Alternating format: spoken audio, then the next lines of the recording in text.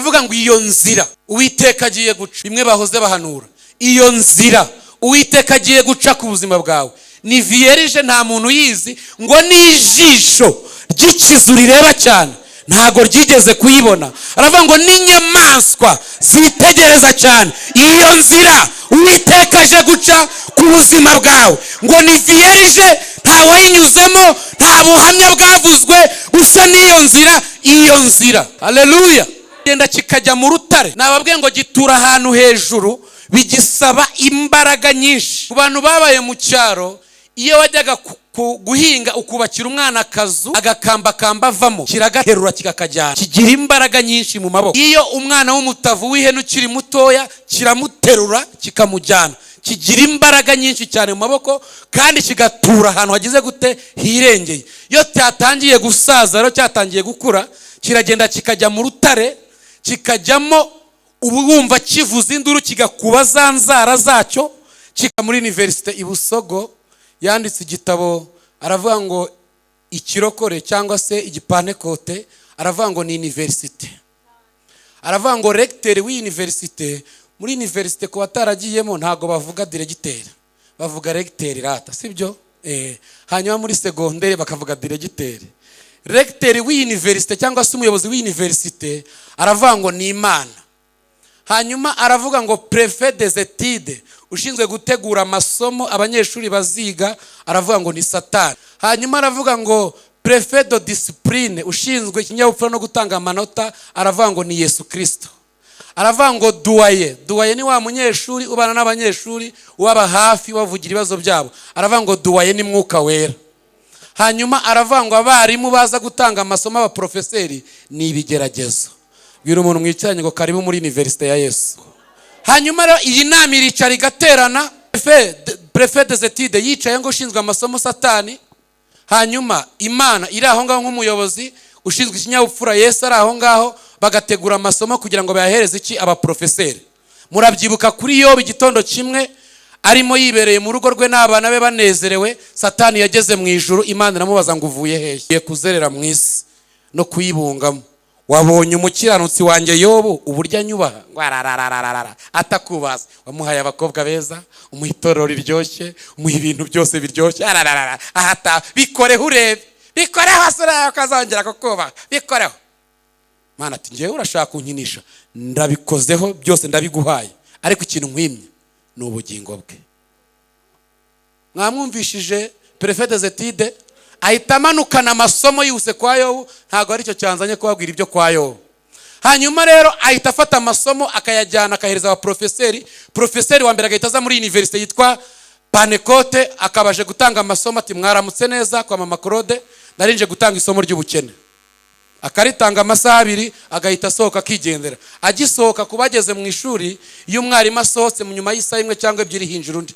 Hanyuma uw'amagambo akabaraje, mwaramutse neza, ndarinje gutanga isomo ry'amagambo, muraho neza, bakakuvuga na nyiramuvugizi kaza. Agisohoka profeseri w'amagambo agahita hinjira undi w'indwara, mwaramutse neza, ndarinje gutanga n'isomo ry'uburwayi. Bagasenga ba Sipiriyani, bagasenga, bagatwika, bagashiririza. Nyuma rero ugatanya, ariko ubundi ibi ngibi nagiyemo ni iki? Ko bambwiye yuko hari abarokore basigaye batanga n'imiti, batanga n'ibyatsi, kandi nabo ngo ni Imana yabibashuriye, reka njye kugotomera, ukagotomera ukanywa Mwuka Wera. Irembo Ryera TV, Irembo Ryera TV. Tegeka kwa 2 ibice 32 umurongo wa 7 haravuze ngo ibuka ibihe bya kera, tekereza imyaka y'ibihe byinshi y'abasokuruza banyu.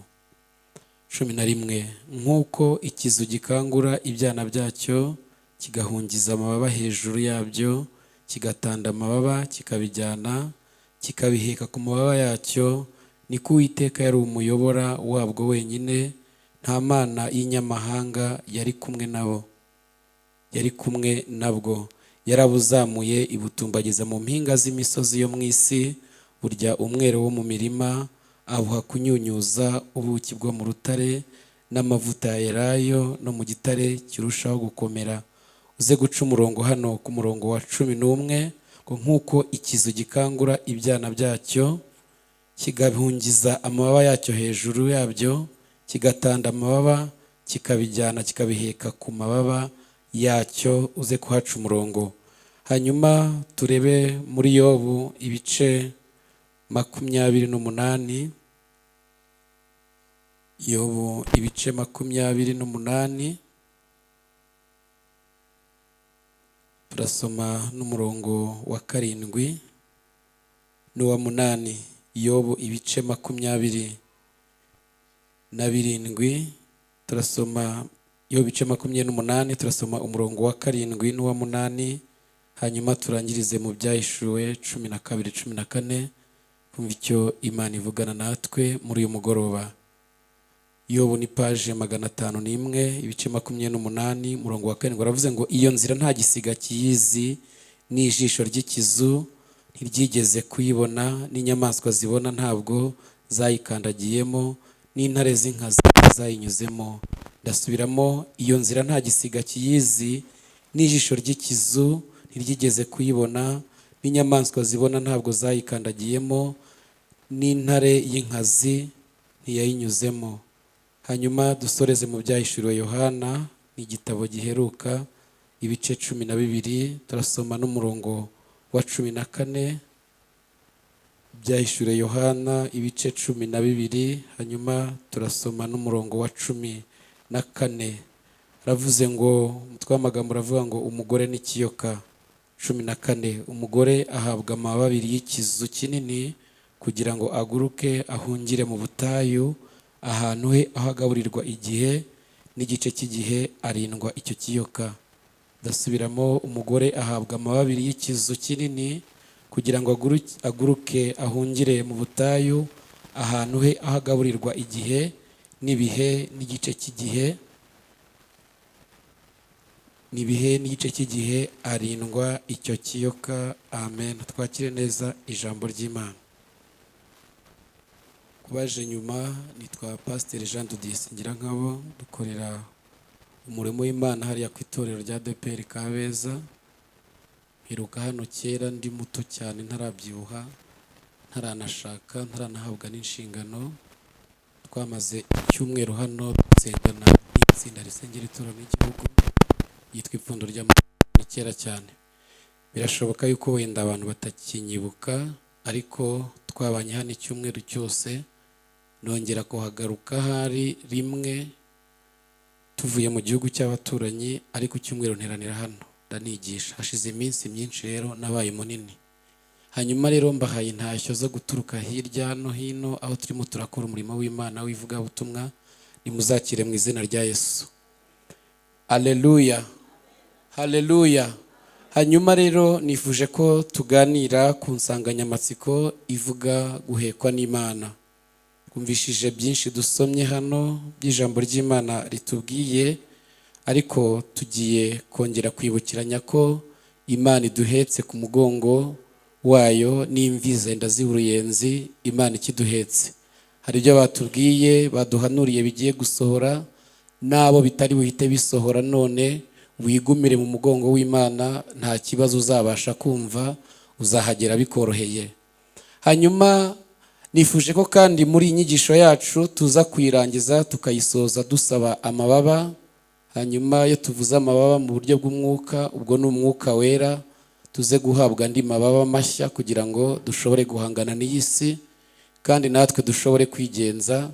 Bwira umuntu mwicaranye ngo wahekwaga ashobora nawe kwigenza. Kandi iyi nyigisho yacu iradufasha kwiga kuri iki kinyabuzima cyangwa se iyi nyoni yitwa ikizu twagiye dusomaho.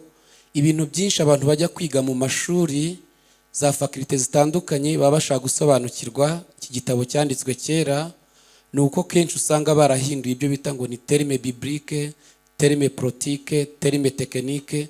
Baba baragiye bahindura amaterme, ariko baba bashaka gusobanukirwa icyo Imana yakoze kera. Nta bushakashatsi, nta buhanga, nta bwenge, nta kintu gishya, nta buvumbuzi abantu bajya kwiga kitari muri iri jambo. Ahubwo ni uko baba baragiye bahindura ibyo bita ngo ni amaterme cyangwa se imvugo. Hakaba imvugo ya Bibiliya, hakaba imvugo y'abanyapolitike, hakaba imvugo y'abatekinisiye. Ni ibintu biba bitandukanye. Ngewe nagize umugisha nize ibijyanye na tekinike nkiri mutoya, ariko iyo usanze abatekinisiye bicaye hamwe, cyane cyane abizi iby'amashanyarazi, bagakoresha terime yitwa denidage. Denidage ni ugushishura agasinga ukoresheje pensi.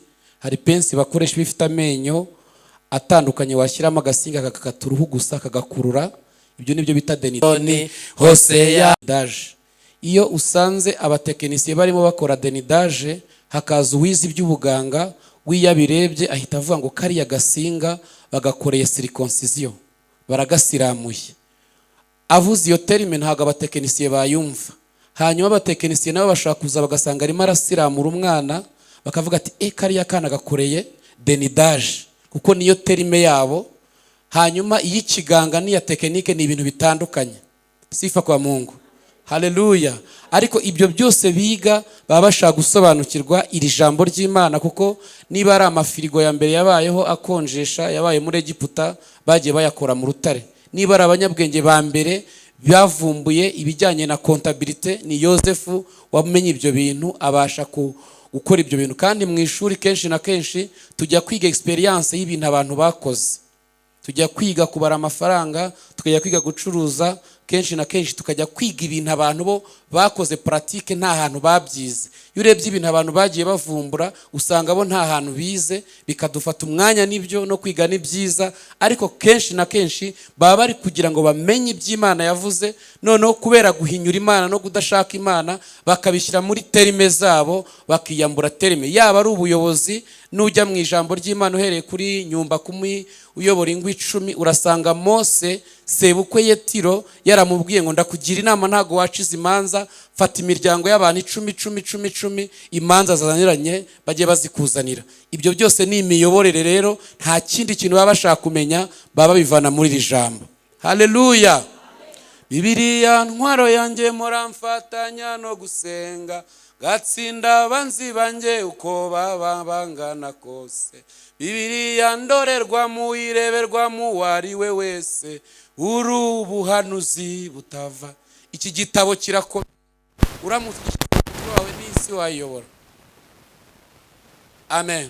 Ni ubutunzi bukomeye Imana yaduhaye. Hanyuma rero uyu munsi turashaka kureba abadokiteri b'abahanga bakoze ubushakashatsi kuri iyi nyoni yitwa ikizu, kuri iki kinyabuzima cyitwa ikizu. Bakora ubushakashatsi, bagenda bashakashaka ubuzima bwayo uburyo ibaye.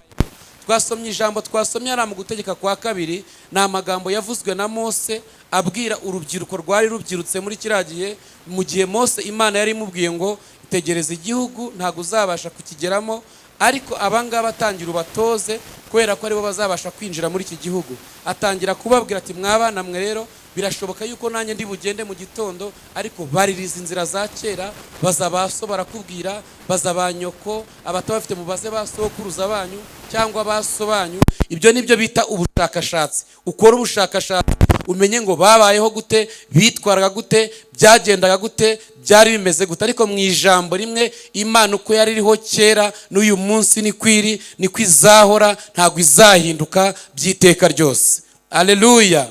Hanyuma rero ababwira ngo mukore ubwo bushakashatsi. Aba badokiteri b'abahanga bakora ubushakashatsi kuri iki kizu, bareba uburyo kibayeho, uburyo gikura, uburyo kirera abana bacyo. Hanyuma maze gusoma agatabo k'ubushakashatsi uyu mudokiteri wakoze, nza kujya mu ijambo ry'Imana, ese iki kizu kiravugaho iki? Ndagenda ndeba imirongo myinshi, ahantu ngera ahantu nsanga Imana irimo irakigereranyaho, ngo nk'uko ikizu gitanda amababa kigaheka abana bacyo kikabazamura mu misozi, ngo ni Uwiteka yabonye ubwo bwoko bwe bwari mu gihugu kitagira amazi, hagati y'inyamaswa zihuma, ngo abuvana muri icyo gihugu, arabufata bushyira ku mugongo, ngo arangije arabuheka, arabuzamura abujyana mu misozi y'Ibashani, ngo abuha ku mwero w'ibyo kurya, abuha amata, abuha ibyo kunywa, arabuzamura arabutumbagiza.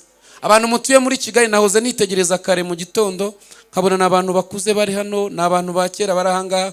Ubu murabyumva cyane ahantu abantu mwavuye, Imana ikabashyira ku mugongo. Bamwe yabahetse bavanye Nyakabwende, abandi bavanye Gitarama, abandi bavanye Kibungo, abandi bavanye iyo ngiyo. Hamwe mwazunguzaga ibishirira, irabaheka irabazamura, ibazamura mu murwa hagati, irabazamura. None mugiye kubaka na etaje.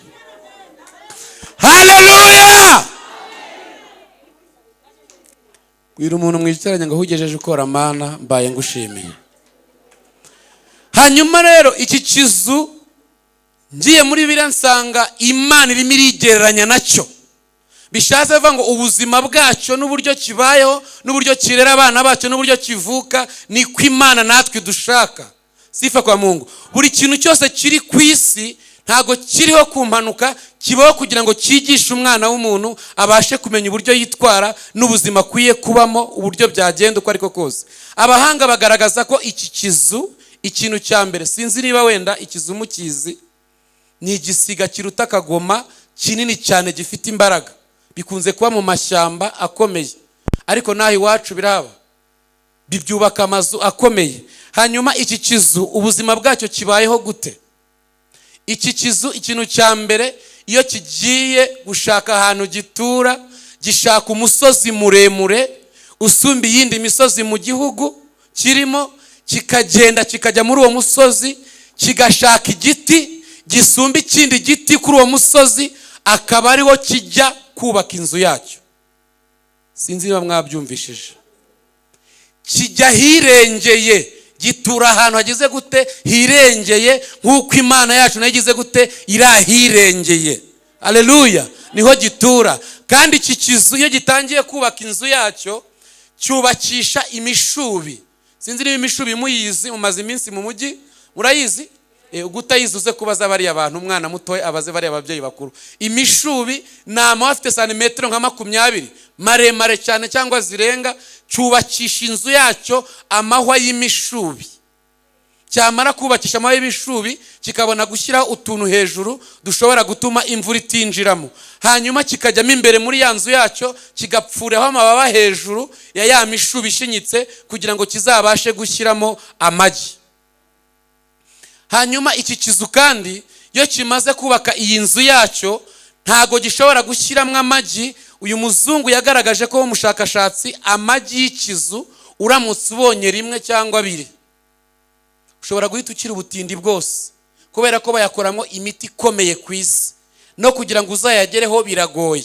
Kugira ngo gishyiremo amagi muri ya nzu, cyubase ku giti kirekire ku musozi muremure, cyubakisha amafatangwe y'imishubi miremire, kiragenda kikajya hejuru ya nzu, kikajya kizamuka, kikumva yuko ikomeye, kugira ngo kidashyiramo ubutunzi bwacyo bukazangirika.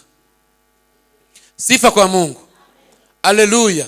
Kandi iki kizu Bibiliya yatubwiye neza, Yobu we akivuzeho mu bice 28 ku murongo wa 7, aravuga ngo iyo nzira Uwiteka agiye guca, bimwe bahoze bahanura, iyo nzira Uwiteka agiye guca ku buzima bwawe ni vierge, nta muntu yizi, ngo n'ijisho ry'ikizu rireba cyane ntago ryigeze kuyibona. Aravuga ngo n'inyamaswa zitegereza cyane iyo nzira Uwiteka aje guca ku buzima bwawe, ngo ni vierge, nta wayinyuzemo, nta buhamya bwavuzwe, gusa n'iyo nzira, iyo nzira. Haleluya. Iki kizu kigira amaso areba, bivuze ngo n'umuntu w'Imana akwiye kugira amaso agize gute? Gishobora kureba inyuma y'igikuta. Iki kizu gishobora kuba kiri mu misozi ya byumba hejuru, kikitegereza inzoka iri mu butaka hano Kacyiru, cyo kiri hejuru, kandi kikayibona iri mu mucanga hasi cyangwa mu butaka. Mu gihe urimo urahanyura utayibonye, kikamanuka byumba gifite imbaraga no guhorera, kigakubita hano imbere, ukajya kubona ukabona kizamuye iroka kabutindi muri bwa butaka wowe utarurebaga. Gifite amaso areba, akareba no munsi y'ubutaka. Iki kizu, sifa kwa Mungu, nta muntu ushobora kurira kumwe abana bajya gutashya ngo azamuke kuri cya giti cyubatseho. Nta nzoka ishobora kuzamuka, nta kanyamaswa gashobora gukerakera, niyo cyaba kiri Kampala mu mujyi mu birometero n'ibirometero, kimanukana umuvuduko, kigakubita, kigakuraho. Nta kantu gashobora gucaracara kazamuka kuri ya nzu. Amaso yacyo acubangana mu birometero n'ibirometero bitagira ukuntu bingana, gicunze ha hantu gishaka gushyira ubutunzi. Sifa kwa Mungu. Haleluya, haleluya, haleluya, haleluya, haleluya. Iki kizu iyo cyatangiye gusaza kiragenda kikajya mu rutare. Nababwiye ngo gitura ahantu hejuru, bigisaba imbaraga nyinshi. Ku bantu babaye mu cyaro, iyo wajyaga guhinga ukubakira umwana akazu, agakambakamba avamo, kiragaterura kikakajyana. Kigira imbaraga nyinshi mu maboko. Iyo umwana w'umutavu w'ihene ukiri mutoya, kiramuterura kikamujyana. Kigira imbaraga nyinshi cyane mu maboko, kandi kigatura ahantu hagize gute hirengeye. Iyo cyatangiye gusaza rero, cyatangiye gukura, kiragenda kikajya mu rutare, kikajyamo, ubu wumva kivuza induru, kigakuba za nzara zacyo.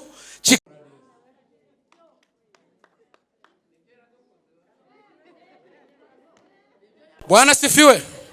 Nahise nsohoka ngenda nirukanka nisubirira mu rugo, ndavuga ngo sawa tu, nabyumvishije. Bariza umuntu mwegeranye ngo ugeze hehe, uracyanitse cyangwa waranuwe cyangwa urimo elesala glaishay. Ngo nuko uwo mwana arakura, agwiza imbaraga, aguma mu butayu kugeza igihe yerekewe Abisiraheli. Nubwo ugwije imbaraga, ariko urasabwa kuguma mu butayu kugeza igihe uzerekerwa Abisiraheli. Aleluya. Ubwo rero ni operasiyo y'iki kizu, cyanika iyo nzu hakurya kikayishyira hakurya. Nyine hari umugabo wigeze aravuga arimo ashima, aravuga ngo ndashima Imana, umudamu wanjye rwose. Umudamu atereka mbyivugire, atereka mbyivugire. Tubwo umuhanuzi yarambwiye ngo nzabyara neza. Hanyuma ngeze kwa muganga, abadogiteri bandika kubagwa, mpamagaye umuhanuzi, telefone ayivanaho, ibintu birankomerana. Ngiye kubona mbona abadogiteri bazanye ibyuma, igihe bari bagiye kumbaga, ngiye kumva numva igise ngo pow, ngo ababyeyi bari hano barabyumva, ngo bamfashe duhe Imana icyubahiro. Wishimwe ry'umunyonzi rimenywa n'umunyonzi mugenzi we. Ubwo umuntu yaba yaranitse arabyumva, utaranika Imana ishimwe, singe wahera. Hanyuma iyi nzu rero kiragenda kigashyiramo abana bacyo.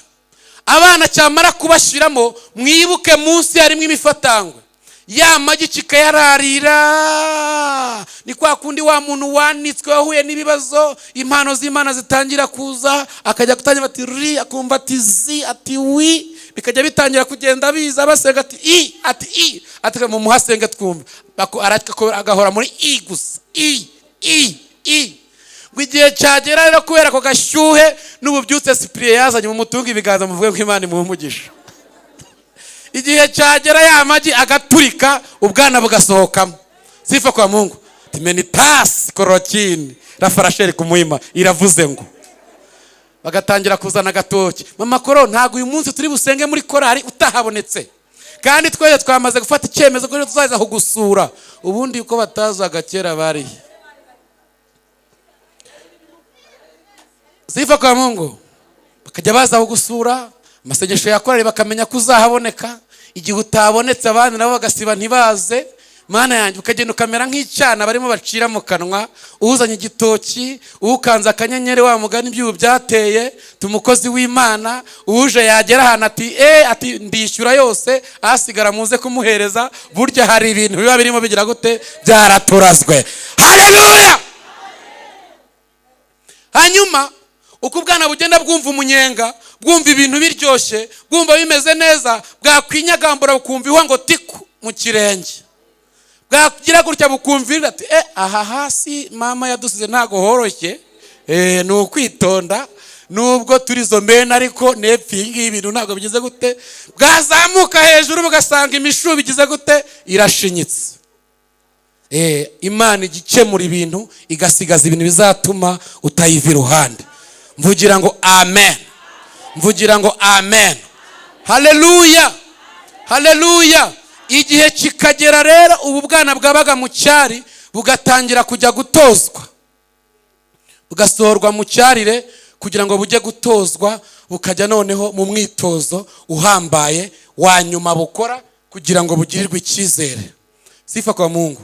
Umuhanga muri Universite i Busogo yanditse igitabo, aravuga ngo ikirokore cyangwa se igipantekote, aravuga ngo ni universite.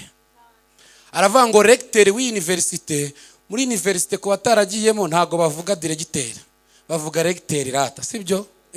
Hanyuma muri segondere bakavuga diregiteri. Regiteri w'universite cyangwa se umuyobozi w'universite aravuga ngo ni Imana.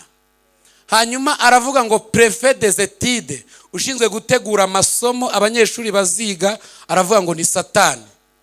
Hanyuma aravuga ngo prefet de discipline, ushinzwe ikinyabupfura no gutanga amanota, aravuga ngo ni Yesu Kristo. Aravuga ngo duwaye ni wa munyeshuri ubana n'abanyeshuri, ubaba hafi wavugira ibibazo byabo, aravuga ngo duwaye ni Mwuka Wera. Hanyuma aravuga ngo abarimu baza gutanga amasomo abaprofeseri ni ibigeragezo. Bwira umuntu mwicaranye ngo karibu muri universite ya Yesu. Sifa kwa Mungu. Hanyuma rero iyi nama iricara igaterana, prefet des études yicaye ngo ushinzwe amasomo Satani, hanyuma Imana iri aho ngaho nk'umuyobozi ushinzwe ikinyabupfura, Yesu ari aho ngaho, bagategura amasomo kugira ngo bayahereze iki abaprofeseri. Murabyibuka kuri Yobu igitondo kimwe arimo yibereye mu rugo rwe n'abana be banezerewe, Satani yageze mu ijuru, Imana iramubaza ngo uvuye hehe? Mvuye kuzerera mu isi no kuyibungamo. Wabonye umukiranutsi wanjye Yobu uburyo anyubaha? Atakubaza. Wamuhaye abakobwa beza, umuha itorero riryoshye, umuha ibintu byose biryoshye, ahata bikoreho urebe, bikoreho asura ukazongera kukubaha, bikoreho. Mana ati ngewe urashaka kunkinisha, ndabikozeho byose ndabiguhaye, ariko ikintu nkwimye ni ubugingo bwe. Mwamwumvishije prefet des études ahita amanukana amasomo yose kwa Yobu, ntago ari cyo cyanzanye kubabwira ibyo kwa Yobu. Hanyuma rero ahita afata amasomo akayajyana akahereza abaprofeseri. Profeseri wa mbere agahita aza muri universite yitwa Panecote, akabaje gutanga amasomo ati mwaramutse neza kwa Mama Claude, narinje gutanga isomo ry'ubukene. Akaritanga amasaha 2 agahita asohoka akigendera. Agisohoka kubageze mu ishuri, iyo umwarimu asohotse mu nyuma y'isaha 1 cyangwa 2 hinjira undi. Hanyuma uw'amagambo akabaraje mwaramutse neza, narinje gutanga isomo ry'amagambo, muraho neza, bakakuvuga na nyiramuvugizi kaza. Agisohoka profeseri w'amagambo agahita hinjira undi w'indwara, mwaramutse neza, narinje gutanga n'isomo ry'uburwayi. Bagasenga ba Sipiriyani, bagasenga, bagatwika, bagashiririza shwi. Hanyuma rero ugatanya ariko ubundi ibi ngibi nagiyemo ni iki? Ko bambwiye yuko hari abarokore basigaye batanga n'imiti, batanga n'ibyatsi kandi nabo ngo ni Imana yabibashuriye. Reka njye kugotomera, ukagotomera ukanywa Mwuka Wera, ndebere ibintu yakoze koko. Ngo nuko abaprofeseri bagahita bazamura cya gipapuro bihuse kiriho amazeru ku 10, bagahita bakizana n'imbere ya Yesu. Ngaho muha amanota, ngo ajya asimbuka agahanura ngo muha amanota, ngo ajya abwiriza dore muha amanota. Dodo burwayi bwamugezeho, abapfumu yabamaze, abasambane yaba ngaho muha amanota. Yesu akabire ati buzinkiriye hano gatoya mbanze nkurikene menye ikintu cyabimuteye. Bwana sifiwe.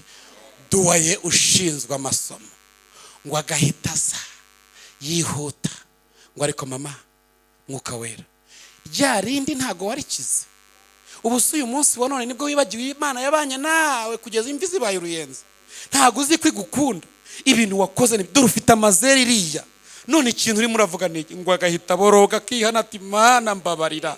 Ngo Mwuka Wera agahita ajya imbere ya Yesu ngo atunihira iminiho ngo Aba Data. Yesu agahita ashyira rimwe imbere ya 0 ukagira 10 ku 10 ukaba urimutse. Haleluya!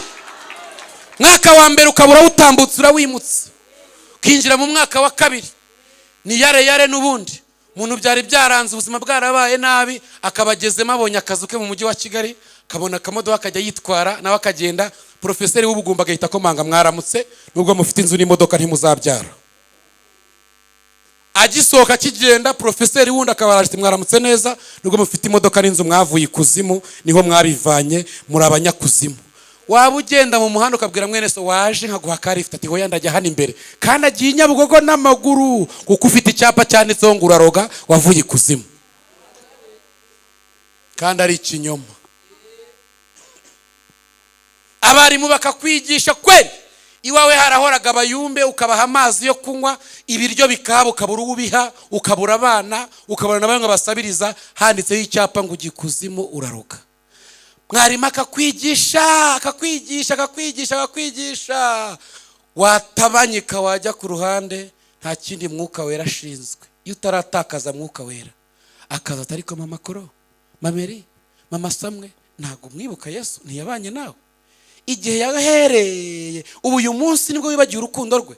None se ntabwo uzi ko ibyo ngibyo urimo uranyuramo ariyo bigutegurira kuzaba icyo ugomba kuba cyo? Ni iki cyatumye wihakana umwami wawe ukongera ukavuza induru ati ayiwe data, ngo mwuka wera akirukanka imbere ya Kristo ngo akatunihira iminiho ngo abadata abadata, ngo mubabarirega nawe mwisi wayibayemo.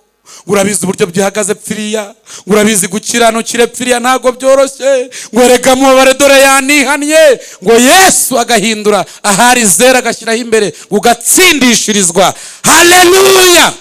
Ikimenyetso cy'umwuka wawe wakimpaye w'ingwate, nicyo kimenyesha ko ndi uwawe nawe ukaburu wanjye. Tugumane mwami, haleluya, mwami tugumane. Umusozi witwa Gologota hicirwaga abagome, mwami Yesu niho bamujyanye bakwica urupfu rubi. Ubw'izuba ryahise rirenga habubwira kabiri, kuko wari umucyo w'ubugingo yaramaze gutanga. Yagiye kuzimu kwa Satani umwambura imfunguzo, ubohora abera bawe bose mu butware bw'urupfu. Tugumane mwami, haleluya, mwami tugumane. Mwaka wa kabiri ukabura wimutse ugiye mu mwaka wa gatatu. Uyu mwaka wa gatatu rero ugusaba kumenya wa mwitozo wo mu rutare wo kuba inzara, wo gukuba inzara no gukuba amababa, kongera ugasubizwamo imbaraga. Niho hacomekeyemo agashami ko gusenga. Sifa kwa Mungu. Nusoma ijambo ry'Imana, umuntu abonye muri Bibiliya wasenze amasengesho menshi ni umukozi w'Imana witwa Ezekiya. Ezekiya yari afite umutwaro wo gusengera Isiraheli, agasengera abayuda bari bafitanye ibibazo bikomeye cyane. Kandi Imana imubwira ngo nutababurira nawe nta bugingo uzabona, nta bugingo uzabona, bazakora ibyaha byabo ariko nzakubaza amaraso yabo nutababurira. Yewe n'abakiranutsi hagati muri mwebwe nutababurira bazakora ibyaha byabo ariko nzakubaza amaraso yabo kubera ko utababuriye. Hari ibintu tugira mu rusengero ngo ntiteranya, ukabona mugenzi we mwicarana ku ruhimba akora amabi ntubivuge, azapfira mu mabi ye ariko nawe uzarimbuka kuko utamuburiye. Mwene so muririmbana muri korari akibura abizi, agasambanura abizi, ngo ntiteranya, azarimbukira muri cyaha cye ariko nawe uzabazwa amaraso ye kubera ko utamuburiye. Bwira umuntu mwicaranye ngo uri umurinzi wa mwene so. Ezekiel muyobeye mu bice 4 ku murongo wa 4 ahita afata amasengesho y'iminsi 390, aragenda ajya mu rutare amara iminsi 390 aryamiye urubavu rw'iburyo yishyiraho ibyaha bya Isiraheli. Imana iramubwira ngo kandi ujye utekesha umwanda wawe wepfiriya wumye, kandi ibiryo uzajya urya intagarasoryo, ibintu birura by'amashakashaka uba ari byo utekurye, umara iminsi 390 kugira ngo mbabarire Isiraheli icyaha cyabo. Ngo umugabo arasenga kugeza n'igihe imbavu zatangiye kuziramo inyo zitangira kubora. Iminsi 390 umwaka urenga ngo ayirangije, iramubwira ngo hindura urundi rubavu wishyireho indi minsi 40 wishyireho icyaha cya Yuda. Ngo icyakora cyo ngo umunsi umwe ndajya nkukunganyiriza n'umwaka, ugasenga imyaka 40 n'iminsi 390. Ese uyu mugabo aracyafite ijambo mu rugo rwe? Aracyafite ijambo iwe? Aracyafite ijambo mu bana? hari ibintu abantu bakora batagiriwe inama na bagenzi babo. Reka mbabwire, iyo wumva ko hari ikintu uri cyo uba ntacyo wari waba cyo mu maso y'Imana.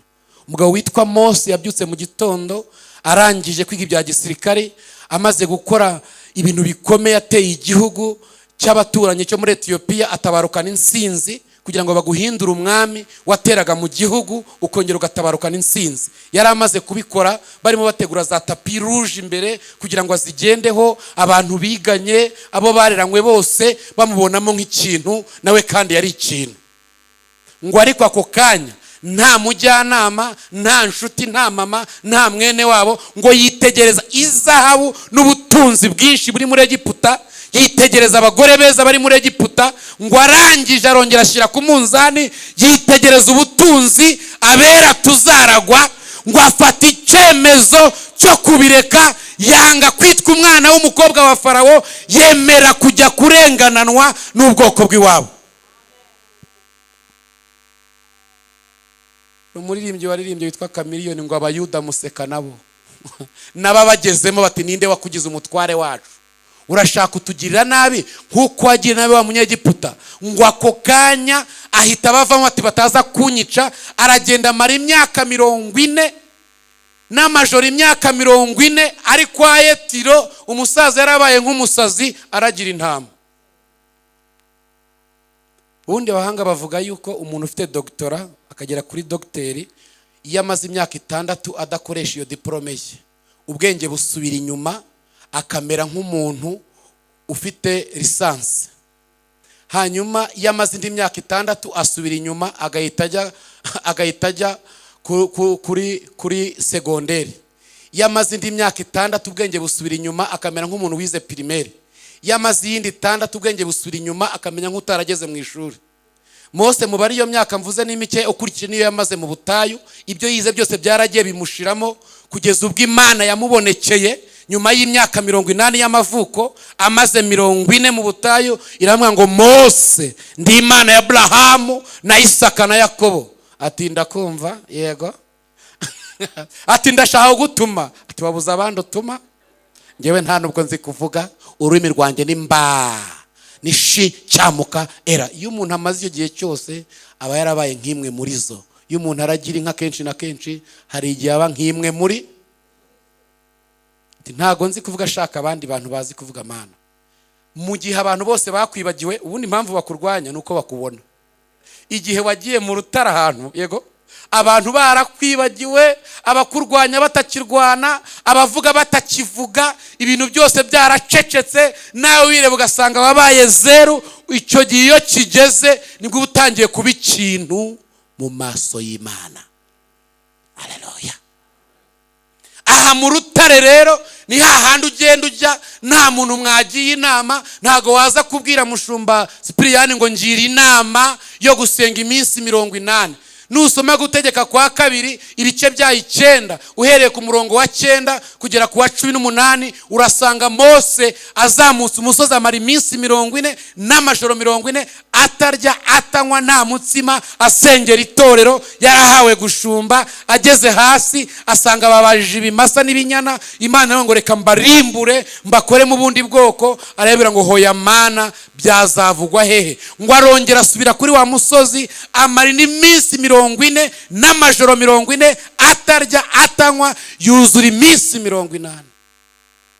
Dukeneye abashumba bemera gupfira umukumbi, dukeneye abavuga butumwa, dukeneye abanyamasengesho, dukeneye abahanuzi batajya gusengera ibyo kurya n'ibyo kunywa, bakajya gushaka umubano n'Imana. Haleluya. Ibyo nta wabikugiramo inama. Daniel niwe wasenze iminsi 21 atarya atanywa atoga, nawe babashyuhije amazi bari kuzana na kaji.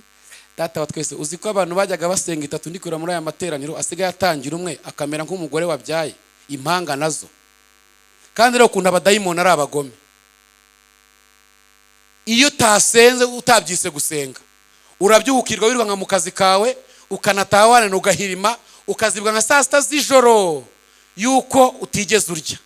Ariko iyo wabipanze ku mugoroba ngo urabyuka mu gitondo usenga, mu gitondo n'utaryaga imishyushyu ati muyizane ndapfuye, nitabonye uburyo bayishyuye mubizane mbiriraho, amara agatangira kwana no kwarara ukagira ngo wabyaye impanga enye, kandi warakubitaga 3 ugakubita 7, none uyu munsi byaranze. Ntago ibiri ahangahe imbere wabicika nudasubira mu rutare ngo wongere wiryaze, inzara zigushiremo, amababa yongera apfuke, uhabwe imbaraga nshya.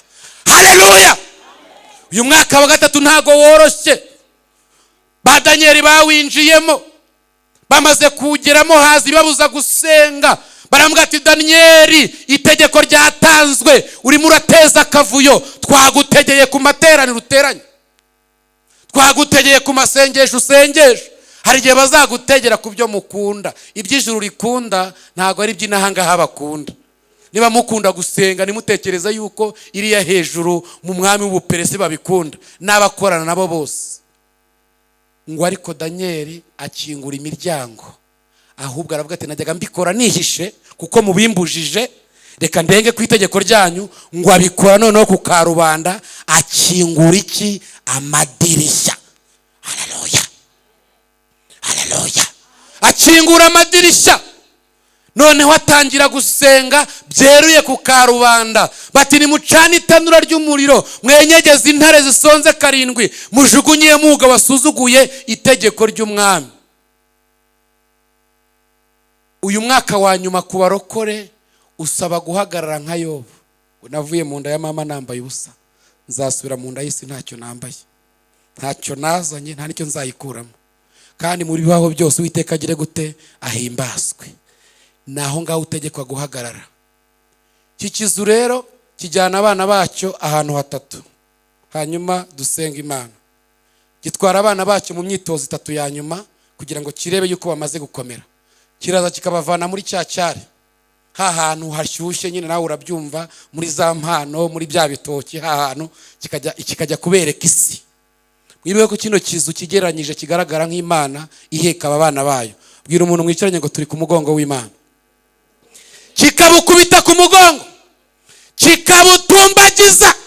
Wa muntu utagiraga ijambo agahabwa ijambo, wa muntu utaruzwe uri mu mwobiriya, Imana ikamutambutsa, yo kabyara yo gaheka, ikamuhereza ijambo, kigaheka mu misozi y'Ibashani, ahari ubuki, ahari amata. Umuntu byari byaranze nawe akabyara shawe, umuntu byari byarakomeye nawe ukabona none nawe agize amazu, nawe akagira abarandirodi, nawe akaba randirodi, akaba umupangayi, nawe agapangisha abandi, akaba nyiramazu.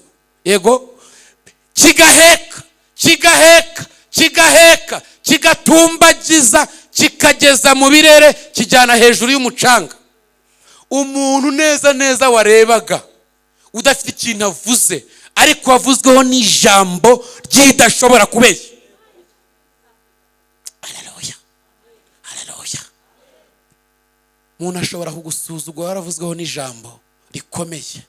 Mwene data yahoza bitubwira hare, Imana ntago igikora ubuswa, nta marangamutima igira yo kuvuga ijambo riremereye ku buzima bwawe.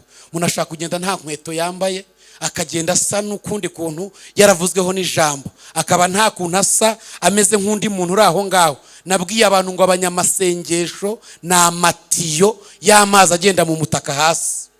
Twebwe abavuga butumwa turi za robine zigaragara, n'amakorari muri za robine. Nimubona bitagenda neza, mujye mumenya ngo mu matiyo hasi hari ibintu byapfiriyemo. Epfiriya hasi rero byanze, natwe kubwiriza biranga, kuririmba ntibikunda, kubera ko epfiriya muri ya matiyo niho haza amazi. Bari abantu bari mu matiyo hasi rero nta jambo bagira mu itorero, nta mwanya bagira. Niyo mpamvu babonye mushiki waje avuga ati amina, yari yarabivuze ati nanjye yampaye ijambo. Wagira ngo yamuhaye paruwasi yose cyangwa yamuhaye ururembo rwose, ariko arumva ari akantu gatangaje. Ariko iwawe nepfiriya hasi mu butaka. Ariko Danieli yabavuzeho 12:3 aravuga ngo abanyabwenge baza ku mwanya wa mbere. Abanyabwenge ni abanyamasengesho, abanyabwenge n'abahinduriye benshi ku bukiranutsi. Abakabiri ni abavuga butumwa n'abaririmbyi n'abakoresha ubutunzi bwabo. Abanyabwenge n'abahinduriye benshi ku bukiranutsi bazahinduka inkingi y'Imana mu rusengero rwayo rwera, bazahinduka eclairage, bazahinduka amashanyarazi, bazamurika. Abanyamasengesho mu ijuru nibo bafite intebe za mbere, ntabwo ari abashumba bazifite, si abanyamafaranga, si amakorari, kuko inahangaha mu isi nta cyubahiro bahabwa. bibera hasi mu matiyo bohereza amazi. Ariya ati Mana ndohereza imbaraga, fasha umukozi wawe, fasha uyoboye Mana, amavuta, imbaraga zawe mu baririmbyi, amavuta akabivugira hariya mu nyuma akasukuma. Haleluya! Imana irabazi. Uwo muntu ushobora kumubona rero ukamusuzugura, ukamubona nk'umuntu uri aho ngaho udafite ikintu avuze, nta kintu ameze gutyo. Imana ikabije kumuheka, cya kizu kikaba kije kumuheka, ukajya kubona ukabona ari kujya kurangura Dubai atarazi gusoma no kwandika. Ukavuga ngo ariko yageze Dubai avuga iki? Yahagera akavuga ururimi rwaho, kubera ko ni password iri mu mutwe gusa. Iyo ahageze Imana irikorera. Haleluya! Imana yahamagaye abaswa kugira ngo ikoze abanyabwenge isoni. Mu mfura yahamagaye bace. Sifa kwa Mungu. Kubaha Imana ni igishoro gikomeye cyane. Aha hantu rero muri uyu mwaka wa gatatu kugira ngo utambuke bigusaba kuba ufata ibyemezo. Twahoze tuganira na mwene data turimo tuvuga ngo kugira ngo umuntu umenye ko yakuze bisobanura iki, bigaragarira hehe. Arimo ngo Imana ibwira Yosuwa ngo ndatangira kugukuza. Kandi yari umumaneko ukomeye, yari umuntu ukomeye. Umuntu atangira gukura kubera ibyemezo yatangiye gufata mu buzima bwe. Sifa kwa Mungu. Haleluya! Haleluya! Haleluya! Imana igatangira igakuza wa muntu utatekerezaga. Yamara gufata ibyemezo akumva ko abana yishoboye, yagera imbere y'umuzungu akamubwira icyongereza ntaho yakize kubera Imana. Haleluya! Sifa kwa Mungu. Hanyuma rero cyamara kubugeza hejuru, kimaze kubugeza mu kirere kibuhetse, buri muri wa munyenga. Yesaya 45 aravuga ngo mbaye ngusiza akanya gato, nzagaruka ngukoranye ngufite imbabazi n'impuhwe nyinshi. Kikaba kirabwita, kiraburekuye, bukamanuka buvuza induru, turapfuye turapfuye turapfuye, imicanga ikubita mu maso, turapfuye turapfuye turapfuye. Bukamanuka buboroga, wari ufite amafaranga akabarahombye, za banke zigateramo, amakereda akituramo, imodoka bakagurisha, agakanura amaso, ibintu bigacika bigacikana, ndapfuye ndapfuye ndapfuye ndapfuye. Ariko amaso yacyo yitegereza uko kamanuka imicanga ikubita abavuze abacira, kikakitegereza, kakamanuka kajya kwikubita hasi, kigaturuka muri bya birometero cyihuta, kikaza kikagatega. Haleluya! Kikagakubita mu mugongo, kikongera kigasimbiza, kikongera kigaheka, kikongera kigaheka. Haleluya! Kikagatibikana, kikongera kikakazamura. Wa muntu mwabonaga ko yarapfuye, mwabona ko byari byaranze, mwabona ko ubuzima bwari bwaranze, mukabana atangiye kongera kuzuka.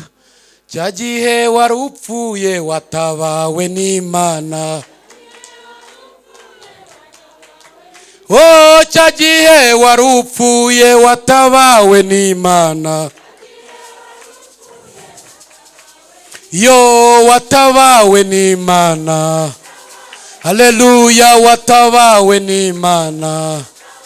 Mwami wanje watabawe n'Imana. Oh, cya gihe wari upfuye watabawe n'Imana. Iyo watabawe n'Imana. Haleluya, watabawe n'Imana. Amina. Umwitozo wa mbere ni hejuru y'imicanga, imiyaga, ibyatsi byose bigakubita, ariko Uwiteka abaraho hafi. Uko imisozi yose igosi Yerusalemu, niko Uwiteka gosa abantu be. Uko isi yo nari ururembo rw'umwami ukomeye, niko tumeze mu mahanga. Turi hagati y'ibigusha n'ibigeragezo, tugenda mu nyanja tumeze nk'ubwato bunini budashobora kuzarohama. Twashyizweho ikimenyetso, Uwiteka aza abantu be n'amarembo y'ikuzimu, nayo ntaza gushobora uwo ninde ugendera mu micamo y'imisozi, azanye inkuru zivuga ibyiza. Ari ubwoya kikamara iminsi kiri muri urwo rutare, kirimo kiboroga, gitegereje kuzongera kumera inzara, gitegereje kuzongera kugira gute, kumera amababa. Jambo ry'Imana ritubwira iki muri Yesaya 40:27 kugera 30? ngo yewe Yakobo nturamenya nturabyitegereza, ngo Uwiteka umuremyi w'isi ntaruha ntananirwa ntacogora, ngo abasore b'imigenda bazagenda baruhe, abanyambaraga bazananirwa, ngo ariko abategereza Uwiteka, haleluya, ngo bazasubizwamo imbaraga, ngo bazagenda be gucogora, ngo bazagurukisha amababa yabo nk'ibisiga, bazagenda bakomere. Amen. Ubuzima bw'icyo kizu dufate kano gace, turafata ka kabiri. Niki Imana ivuga mu buryo bw'umwuka? Twumvishe ko inzu yacyo ijya ku karubanda ahantu yasamye igaragara, kandi gitura ahantu abantu bose bagize gute, bakireba. Hari igitondo kimwe nigize mbyuka, mbona akaburuse ko kujya kwiga muri Amerika. Nzenguruka igihugu cyose nsezera ngo ndagiye, babwira ngo ndagiye, ngo Imana irabikoze pe, byari byabaye. Bigiraho bafunga n'abazungu bari baduhaye buruse, twe twayisabe n'umusaza witwa Rwakibibi. Njya kuburana, ngira gute, njya ku musozi ndasenga, Imana irambwira ngo ndamufunguye. Nambuka umupaka mvuye ku musozi, ndagaruka tujya mu Gasyata hariya, nkajya njya imbere nkamuburana, rwose uyu musaza yahaye amaburusa abantu bose, ni mumurekura agende rwose, mumureke rwose nta kibazo. Bigiraho baramurekura, mugatumva uyu muhungu muzamureka ajye kwiga amategeko, azajya baburana, turabona afite kajyanja nyinshi aturembeje, ngaho ni mumurekura umusaza ataye. Abazungu basubirayo, ntitwaba tukigiye. Hanyuma ro bene data bazi kuvuga bati, imbwa yabuze n'igihumbi kijyana iwabo, ni gute yavuze ngo igiye muri Amerika?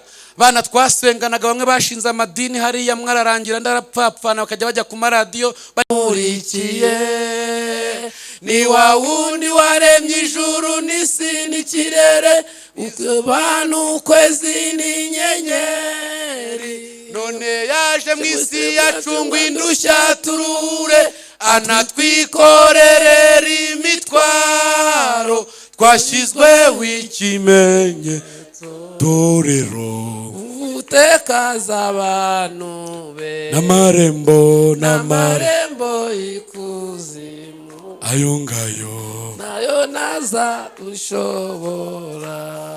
Kikabujyana ku mwitozo wa kabiri, kikajya hejuru ya ya mishubi bwakuriyemo rero, kikabutumbagiza. Se ntago mujya mubibona umuntu byari byaranze ukabona birongeye biremeye, burya iba yahetse. Ntizadusiga ntizaduhana, iraduhetse. Nguko kwigiheka rero, tegereze neza uburyo utwaye agakiza, utabuhetse ingobyi umwana, urebe neza utaba uhetswe mashuri. Ariko ma kikabujyana hejuru ya yama again drive by, yama ifatangwe, yama ishubi, kikabutumbagiza. Nujya ubona uzamuka utumbagira, ntukirate nushaka kujya ugaburira abantu, hasi hari imishubi gutegereje. Kirabuzamura, kirabutumbagiza, kibugeza i Bashani. Haleluya, haleluya. Umuntu byari byaranze atangira kubaka no mu bindi bihugu, umuntu byari byaranze atangira kugira amasoko hanze, kiratumbagiza. Imana yacu ni kabuhariwe mu gutabara. Nibivuze ngo iratabara, ibiri butabare. Nibivuze ngo irabikora, ibiri bubikore. Ni Imana ishobora byose. Yagera hejuru mu birometero n'ibirometero, mbaye ngusize akanya gato, nzagaruka ngukoranye, ngufitiye imbabazi n'impuhwe nyinshi. Ayiwe Yesu we, ukamanuka mu gihe cyo gusenga, amasengesho ya agera we, agera kure cya atambuka. Ariko ko Imana ari seriyera, kadufungura amaso bukabona buracyamanuka. Ati turapfuye noneho. Iby'Imana ikora biradutangaza, nta n'uwabimenyu. Bwakanura bukabona buracyamanuka. Atariko cyagiye yaradusamye, n'uyu munsi irongere dusame. Siva kwa Mungu, bugasenga y'ibiri, bugasenga y'itatu, bugasenga y'irindwi, bugasenga y'ine, bugasenga y'itanu, bukajya i Nyarugenge, bugahindukira bukagaruka, bugasenga ibintu bigakomera, bugasenga bukabona ibintu byakomeye, bugasenga. Ariko cyagiye yaraturengeye, n'uyu munsi hari ubanza iri bwongere ikagira gute ikaturengera, bukamanuka bukamanuka bukamanuka. Bati noneho turasenga yahera, bakajya muza mu gitabo, kajya mu ijambo ry'Imana, kuko umwami Imana izantabara ntituma ntamwara, gakomera mu maso biremwe nonaha. Ati banza birenge kabisa. Ayayaya, abaho yose ukayabwirizwa, abaho yose ukayabwirwa. Wagera mu cyumba naho bahanuraga ahubwo ikabacecekesha ntiyongere no kuvuga, ugasohokamo wasohoka ikavuka ukagira ngo wayifunze. Ye baba we, bati bikoze none ugasohoka uzi ko ibikora wasaho ugasanga birashinyitse yeze gutya, ubwana bukamanuka no muri ya mifatamo ngo dumburi ikabureka, ijya yemera ko byose bwamara kugwa muri ya mahwa, iritoboye mu kirenge, iritoboye mu mugongo, iritoboye mu kaguru, bukaba pose fixe, bukaguma hamwe. Iby'ubuhutu n'ubutwa n'ubututsi bikarangiriraho, iby'ubunyambiri n'ubwega n'ubutsobe n'ububanda n'ubuki bwose n'ubuyuda n'ubugiriki bikarangiriraho, amoko akagushiramo. Ni narige mvuka mu bakire, narigize hari icyo ndicyo, ikagukandiramo aho. Nyuzwa mu ruganda kandi nkababazwa, ariko ubwo nzaba maze gutunganywa, nzaruvamo meze nk'izahabu nziza, nzaririmba haleluya. Hakomera komera ushikame, kandi wihanga ugusenga kwawe, Imana irakuzi. Dore marayika azanye imbaraga, ngukomezwe gendo, nyabuneka nyabuneka Mana, tabari torero. Dore abantu bawe barasinziriye, kandi amagare yabo ari ku miryango, ategereje bukaba icyo bita mu gifaransa ngo ni pose fixe. Kugira gutya bikanga, imbere hoya, inyuma hoya, iburyo hoya, amahoro akajomba, bugahagarara hamwe. Hari umupasiteri ntago wari wo muri kino gihugu byigeze bibaho, igitondo kimwe bene data baramupangira, ba bantu bashinzwe za protokole bamwoherereza agakobwa kakiri gato gahita kavuga ko yagafashe ku ngufu. Nta n'ibyuma byapimaga, feri ya mbere muri gereza nkuru y'icyo gihugu, bahita bajya kumufunga. Kuba ufashe umwana ku ngufu wayoboraga ni icyaha kikubye 7, bamukatira imyaka 35, 25 ya vore n'imyaka 10 yuko ari responsable. Imana irabyemera yicaramo. Umugore we barakodeshaga, inzara iramurya, imyenda imushiriraho, baramusohora mu nzu akajya ajya kuba mu ishyamba nk'impyisi. Korari baramutenga birumvikana nuka. Umugabo naragenda aborera muri gereza, imyaka 7 yikubise. Muri rwa rusengero haboneka umuvuga ubutumwa witwa Sipiriyani, azana ibintu by'ububyutse, abantu batangira gusenga kubomba bira gukoma. Ububyutse buramanuka, imbaraga zifata kakana k'agakobwa karuzuzwa, kati ndabivuga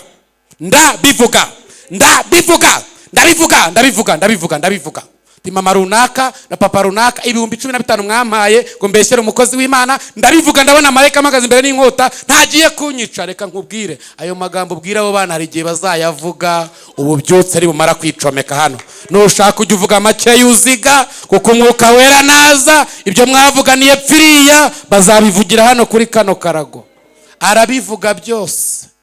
Bajya kuri polisi kujya gufunguza umukozi w'Imana, ariko byararangiye amazemo imyaka.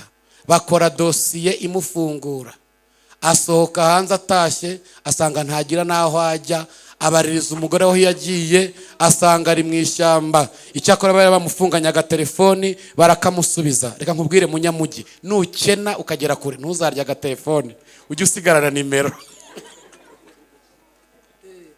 Haleluya. Ujye usigarana iki? Hari umwana yari yaragiriye neza uyu mushumba, yari yaratsinze ku rusengero, buri umuntu umwe bamufasha, umushumba agurisha inka ye amuhatiye ajya kwiga hanze. Umwana aza kumva amakuru yuko bamufunze, ashakisha inzira yose, ashaka tarasa aho yamubona aramubura. N'umudamu byaye byaramucanze, yaragiye mu ishyamba n'abana n'imyambaro itakibatoragura ibiryo aho ageze hose, aramubura.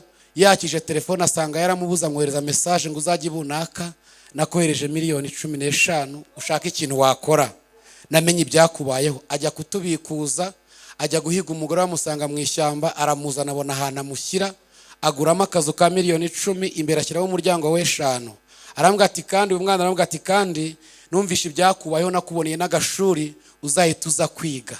Ukiye mu gitondo ajya mu rusengero ajya gushima Imana, ati ndashima Imana mvuye ku ishuri, Imana yabanye nanjye, nshimiye abansuye, nshimiye abaririmbyi bankundaga, mwese mwansuye kandi byahe ntawahageze. Ati none nkurikije inkunga n'uburyo numvishe mushaka kugura ibyuma, mbemereye miliyoni 2.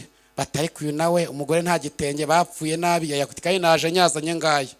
Areba bene ati bene data nagira ngo mbamenyesha yuko Imana yampaye umugisha, ubu kuwa kabiri nzajya kwiga hanze, ishuri mvuyemo nyine Imana yabikoze neza. Bati turagikiza kiragiye.